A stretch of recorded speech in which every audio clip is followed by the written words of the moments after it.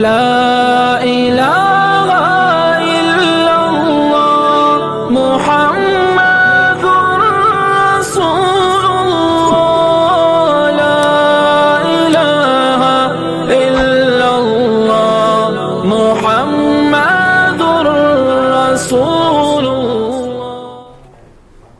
شادی کے لیے کوئی اچھا عمل بتائیے، اچھے شوہر ملنے کے لیے کوئی دعا یا وظیفہ۔ یہ کسی خاتون نے سوال پوچھا ہے۔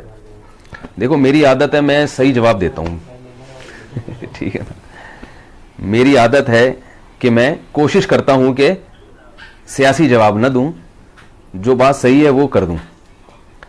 تو یہ جو آج کل خواتین کی شادی نہیں ہو رہی، اس کا حل یہ نہیں ہے کہ خواتین وظیفے پڑھنا شروع کر دیں۔ میں ایک دفعہ مسجد میں تھا، وہاں تو ایک خاتون نے وقت لیا کہ ملنا چاہتی ہوں، بہت بڑا مسئلہ ہے، اپنی بیٹی کو بھی لانا چاہتی ہوں، اس کے رشتے نہیں ہو رہا ہو، یہ بہت پریشان تھی وہ، میں ٹائم نہیں دیتا کسی کو، لیکن اتنا زیادہ بیچاری پریشان تھی تو وہ آ گئی۔ وہ جب گھر میں آئی ہیں تو میں نے بٹھایا ان کو، میں نے کہا جی فرمائیے۔ تو انہوں نے کہا میری یہ بیٹی ہے، اس کی عمر ہو گئی 30 سال اور رشتے نہیں ہو رہے، بہت پریشان ہوں، کسی نے جادو کر دیا، کسی نے یہ کر دیا، کسی نے وہ کر دیا۔ میں نے کہا کہ آپ کی لڑکی کی یعنی ایجوکیشن کیا؟ انہوں نے بتایا ایم اے کیا ہوا اس نے۔ تو میں نے اس خاتون لڑکی سے، پردے میں تھی وہ، کہیں ایسا نہ ہو میرے خلاف ایک کلپ ابھی چلا دیں کہ وہ پردے میں تھیں دونوں، اور نہیں بھی ہوتی تو یہ ان کی ہیڈ ایک ہے، اگر پردے میں نہیں آتی تو وہ ان کے خلاف کلپ چلانا چاہیے تھا، مولوی صاحب کے خلاف کلپ کی پھر بھی کوئی سمجھ میں آ رہی ہے نا بات۔ تو یہ بعض دفعہ ایسا ہوتا ہے بے پردہ خاتون کوئی مولوی صاحب کے سامنے آ کے بیٹھ گئی، اب فوراً لوگ نے کیا کر دیا، کلپ بنا کے یوٹیوب پہ ڈال دیا، وہ بیٹھے۔ بھائی اس کے خلاف کلپ بنا کے ڈالو کہ وہ کسی مرد کے سامنے بے پردہ ہو کے کیوں بیٹھی ہے، ٹھیک ہے نا۔ مرد کو پردہ کرنے کا حکم نہیں ہے، پردہ عورت کا حکم ہے۔ تو وہ میں نے ان سے، ان کی جو بچی تھی نا، میں نے ان سے کہا آپ نے ایم اے کیا ہوا ہے، ماشاءاللہ آپ پڑھی لکھی ہیں۔ تو میں نے ان کو ایک مثال دی، میں نے کہا مجھے ایک بات بتائیں کہ ایک آدمی میرے پاس آتا ہے اور مجھ سے کہتا ہے یہ دروازہ بند کر دینا، یہیں سے میری اسپیکر میں آواز ریپیٹ ہو کے آ رہی ہے تو وہ تھوڑی سی کنفیوز ہو رہا ہوں۔ تو میں نے ان سے کہا کہ بھائی دیکھیں کہ میرے پاس 50 روٹیاں ہیں اور بندے ہیں 75 یا 100 آدمی ہیں، مجھے کہا جا رہا ہے، بلکہ 100 خواتین ہیں، یوں فرض کر لیں، مجھے کہا جا رہا ہے کہ یہ 50 روٹیاں 100 خواتین میں تقسیم کریں اور اس طرح تقسیم ہو کہ ہر خاتون کے حصے میں ایک ایک روٹی آئے۔ بات آ رہی ہے سمجھ میں؟ ہر خاتون کے حصے میں ایک ایک روٹی آئے، کیونکہ ایک روٹی سے کم میں پیٹ نہیں بھرے گا۔ تو میں کر سکتا ہوں، میں یا تو اب میرے پاس 2 آپشن ہے، یا تو میں 50 روٹیاں 50 خواتین کو دے دوں اور باقی 50 کو کہوں آپ بھوکے رہو، یا یہ ہے کہ وہ آدھی آدھی توڑ کے، کیا خیال ہے بھائی؟ ایک روٹی میں 2 خواتین، بول لینا کوئی گورنمنٹ کی طرف سے پابندی نہیں ہے، ایک روٹی میں 2 خواتین شریک ہو جائیں۔ اب کیا ہے کہ میں جو اصل حل ہے وہ تو نہیں بتا رہا لوگوں کو کہ بھائی یہ ایک روٹی میں 2 خواتین شریک ہو جائیں، یہ نہیں بتا رہا میں، بلکہ میں کہہ رہا ہوں یار روٹیاں 50 ہیں اور میں جب بھی تقسیم کرتا ہوں 50 بیچاری بیٹھی ہوئی ہے، ان کو ملی نہیں رہی روٹی، تو اب میں ان کو وظیفہ بتاؤں کہ آپ ایسا کریں، سورہ مزمل 18 دفعہ پڑھیں، آپ سورہ ملک 15 دفعہ پڑھیں، آپ جو ہے تہجد میں ربنا ہب لنا من ازواجنا وذریاتنا قرۃ اعین واجعلنا للمتقین اماما، یہ والی دعا 345 دفعہ پڑھیں، اور چغتائی صاحب کا رسالہ پڑھا کریں افخری، ٹھیک ہے نا، اس میں اور وظیفے ہیں۔ تو یہ کوئی کامن سینس کی بات ہوگی؟ بھائی ہے ہی نہیں، جب ہے ہی نہیں تو کہاں سے وہ ڈیوائیڈ ہو جائے گا؟ حل یہی ہے کہ اس ایک روٹی میں 2 خواتین بولیں بھائی شریک ہو جائے۔ تو مسئلہ یہ ہے کہ مرد جو ہے نا، مرد ان نالائقوں نے نکاح کرنا چھوڑ دیے ہیں، دیر سے نکاح کرتے ہیں، عیاشی مردوں میں بڑھ رہی ہے، جو نکاح کرنے والے مرد ہیں وہ معاشرے میں تھوڑے ہیں۔ سمجھ میں آ رہی ہے بات؟ ورنہ زنا اتنا پھیل گیا ہے، دوستیوں کا ماحول اتنا زیادہ ہو گیا ہے کہ انہوں نے نکاح کرنا مردوں نے، آپ جائیں نا، میں تو جانتا ہوں 40 50 سال عمرے ہو گئی نکاح نہیں کرتے، اور جو نکاح کے لائق ہیں وہ بھی سارے، یعنی جو نکاح کرنا چاہتے ہیں وہ بھی سارے نکاح کے لائق نہیں ہیں، بے روزگار ہیں، کوئی سٹا لگا رہا ہے، کوئی گٹکے کھا رہا ہے، کوئی جو ہے نا صحیح طبیعت کا آدمی نہیں ہے، جبکہ خواتین میں برائیوں کا ریشو کم ہے۔ چرسی ہیروئن چی عورتوں میں ہوتے ہیں مردوں میں ہوتے ہیں؟ کیا خیال ہے؟ بے روزگاری یہ عورت کے حق میں عیب نہیں ہے، مرد کے حق میں عیب ہے بے روزگار ہونا, عورت کا تو کوئی عیب ہی نہیں ہے, تو جو بے روزگار آدمی ہے وہ بھی نکاح کے قابل نہیں ہوتا. تو تھوڑے لوگ ہیں جو نکاح کے قابل ہیں, اس لیے خواتین کے لیے رشتوں میں مشکلات پیش آ رہی ہیں. تو اس کا اصل حل وہی ہے جو بڑا کڑوا لگتا ہے لوگوں کو, کہ بھئی ایک اچھے مرد پہ ایک عورت قبضہ نہ کرے, بلکہ وہ کوئی دوسری عورت, ایک مرد جو ہے ایک سے زیادہ عورتوں کو اپنے نکاح میں لے لے, جو ذمہ دار اور سمجھدار مرد ہیں, پھر وہ برابری بھی کرے, حقوق بھی کرے. بہت سے لوگ کہتے ہیں مرد ذمہ دار نہیں ہے, تو بھئی کیا سارے غیر ذمہ دار ہیں؟ کچھ تو ہوں گے نا جو ذمہ دار ہوں گے. تو یہ جیسے لڑکی والے پہلی شادی کے لیے لڑکے کو پرکھتے ہیں کہ یہ ذمہ دار ہے یا نہیں ہے, تو ایسے ہی دوسری شادی کے لیے بھی وہ پرکھ سکتے ہیں کہ یہ ذمہ داری نبھائے گا یا نہیں نبھائے گا. اور جیسے پہلی شادی میں سلیکشن میں غلطی ہو سکتی ہے, ایسے ہی دوسری میں بھی غلطی ہو سکتی ہے, لیکن اس غلطی کے ڈر سے یہ نہیں کیا جاتا کہ نکاح ہی ختم کر دیا جائے. بعض دفعہ ایسے ہوتا ہے کہ نکاح کا پیغام آیا, آپ نے خوب اچھی طرح چھان پھٹک کے دیکھا بھئی یہ بڑا ذمہ دار ہے, لیکن بعد میں کیا نکلتا ہے وہ نالائق. تو اب یہ تھوڑی کہا جاتا ہے کہ یہ نکاح کرنا ہی نہیں چاہیے, بھئی اتفاق سے غلطی ہو گئی تو اب دوبارہ تلاش کرنے کی کوشش کرتے ہیں. ایسے ہی یہ بھی ہوتا ہے کہ بعض دفعہ ایسے ہوتا ہے کہ دوسری کے لیے کسی مرد نے نکاح کا پیغام بھیجا, آپ سمجھے کہ ذمہ دار ہے, لیکن بعد میں کیا نکلا غیر ذمہ دار. تو اب اس کا یہ مطلب نہیں ہے کہ سبھی پہ فتویٰ لگا دیا جائے. تو اصل حل شریعت نے اور اسلام نے یہ بتایا جو میں عرض کر رہا ہوں.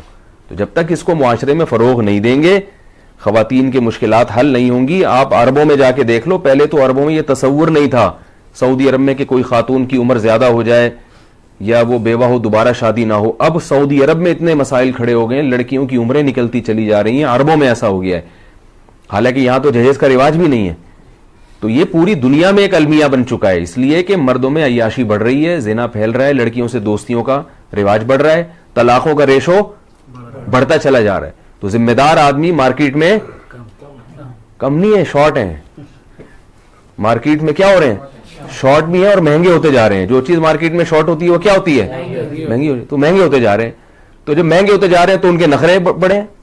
کوئی اچھا لڑکا آپ کے خاندان میں ہو تو وہ جب لڑکی نکاح کا, لڑکی کے ابا اس سے بات کریں تو وہ اتنی پنچایتیں کرتا ہے نا, مجھے لڑکی ایسی چاہیے, اگر وہ قوم بھی وہی ہو اور شکل و صورت بھی ایسی ہو اور بہت زیادہ وہ ذرا سا کھاتا پیتا لڑکا ہو نا, اگر تعلیم اچھی ہے تو اس کے نخرے دیکھیں آپ, پھر وہ کرتا ہی نہیں. تھوڑی سی بھی ٹیڑھی میڑھی لڑکی ہوگی, تھوڑا سا رنگ دبا ہوا ہوگا, ذرا سا وزن زیادہ بڑھا ہوا ہے, ایک اسٹینڈرڈ بنایا ہوا ہے بھی اتنے کلو وزن ہونا چاہیے. یہ لڑکوں کی بات کر رہا ہوں. اور لڑکیاں اوٹ پٹانگ مردوں سے شادیاں کر رہی ہیں. میں نے سینکڑوں نکاح پڑھائے ہیں, آپ یہ نہ سمجھے کہ میں ہوائی باتیں کر رہا ہوں. سینکڑوں نکاح پڑھائے ہیں. بڑی اچھی اچھی خاندان کی لڑکیاں, جب نکاح پڑھاتا ہوں تو دولہا دیکھ کے میں ڈر جاتا ہوں کہ یار اس کے اتنے اچھے خاندان کی لڑکی کا نکاح اس مکھنچو سے ہو رہا ہے. وہ شکل سے لگ رہا ہوتا ہے لڑکا کہ یار یہ, لیکن لڑکی والے کیا ہوتے ہیں, مجبور ہوتے ہیں. کم عمر لڑکیوں کی شادیاں بڑی بڑی عمر کے لڑکوں سے ہو رہی ہیں. پڑھی لکھی لڑکیوں کی شادیاں بالکل جاہل لڑکوں سے ہو رہی ہیں. ڈاکٹر لڑکی کا نکاح میں نے پڑھا ہے میٹرک پاس سے, کیونکہ لڑکی والے مجبور تھے, یار لڑکی کی عمر نکلی جا رہی ہے, کیا کریں, رشتہ ہی نہیں مل رہا, رشتہ ہی وظیفے پڑھ لیے. تو پھر ایک رشتہ آیا میٹرک والے کا, تو مجھ سے مشورہ نہیں لگے. میں نے کہا بھائی گھر بٹھا لو, مگر کوئی جوڑ نہیں بنتا ہے. میٹرک بھی شاید زیادہ کہہ دیا, 8ویں پاس تھا وہ, پاس بھی پتہ نہیں کیسے ہوا. آپ کو پتہ ہے پاکستان میں پاس ہونے کے لیے کوئی, تو مجبوراً کیا انہوں نے. کیا ہوا, تھوڑے دنوں میں طلاق ہو گئی. طلاق کیوں ہوئی ہے کہ وہ لڑکی کے پیسے پہ نظر تھی کہ ڈاکٹر ہے تو ہمارا بچہ تو کچھ کر نہیں سکا, تو بہو کما کے کھلائے گی, ڈاکٹر ہے. تو ظاہر ہے یہ بے جوڑ کی شادی ہوئی نا, بے جوڑ کا نکاح ہوا. تو وہ جب نہیں کھلا رہی ہے, وہ اس کو عورت کو یہ احساس ہوتا ہے میں کیوں کھلاؤں بھائی, یہ کیا ہے پورے.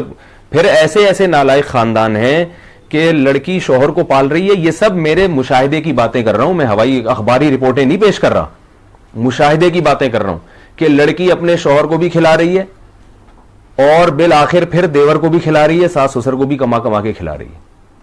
تو ایسے ایسے آپ دیکھیں یہ کلچر ہمارا بنتا چلا جا رہا ہے. تو اس لیے جو گراؤنڈ ریئلٹی ہے نا, اس سے آپ آنکھیں بند کریں گے تو آپ, جیسے وہ کبوتر جو ہے نا بلی کو دیکھ کے آنکھیں بند کر لیتا ہے, وہ یہ سمجھتا ہے کہ جیسے مجھے بلی نظر نہیں آ رہی, اب بلی کو بھی میں نظر نہیں آ رہا ہوں گا. تو یہ کبوتر کی بھول ہے بھائی. آپ کی آنکھیں بند کرنے سے دنیا اندھیری نہیں ہو جاتی, باقی سب ویسے ہی ہوتا ہے جیسا ہو رہا ہے. پھر بھی بہرحال دعا کرنا چاہیں کوئی رشتے کے لیے تو ربنا ہب لنا من ازواجنا وذریاتنا قرۃ اعین واجعلنا للمتقین اماما. یہ دعا تینوں مقاصد کے لیے استعمال ہو سکتی ہے. کوئی لڑکا اس کی شادی نہیں ہو رہی وہ بھی یہ دعا پڑھ سکتا ہے. کوئی لڑکی اس کی شادی نہیں ہو رہی اس کے والدین یا وہ لڑکی بھی یہ دعا پڑھ سکتی ہے. ہر نماز کے بعد پڑھ لیں یا چلتے پھرتے پڑھ لیں.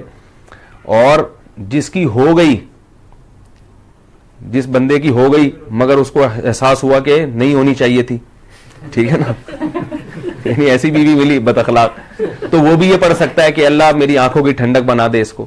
اور جس خاتون کی شادی ہو گئی وہ شوہر نالائق نکلا تو وہ بھی یہ دعا پڑھ سکتی ہے شوہر کو لائق بنانے کے لیے. پھر نکاح ہو گیا اولاد نہیں ہو رہی اس کے لیے بھی یہ دعا ہے, اور اولاد ہو گئی مگر نالائق اولاد ہے تو اس کے لیے بھی یہ دعا ہے. بڑی زبردست دعا ہے یہ, یاد کر لیں. سورہ فرقان کے آخری رکوع میں ہے ربنا, ابھی نہ دہرائے میں صرف ترجمہ بتاتا ہوں, ربنا ہب لنا من ازواجنا, اے اللہ ہمیں ہمارے ازواج کی طرف سے. ازواج کا جو لفظ ہے یہ بیوی کے لیے بھی استعمال ہوتا ہے اور شوہر کے لیے بھی استعمال ہوتا ہے. یعنی عورت ازواج کہے گی تو شوہر کے لیے استعمال ہوگا, اور شوہر کہے گی یہ دعا مانگے گا تو کس کے لیے؟ تو اے اللہ تو ہمیں ہماری ازواج کی طرف سے قرۃ اعین آنکھوں کی ٹھنڈک عطا فرما, اور ذریت یعنی اولاد کی طرف سے بھی. تو آنکھوں کی ٹھنڈک جبھی ہوگی نا جب بیوی ہوگی, تو یہ کنواروں کے لیے بھی ہے.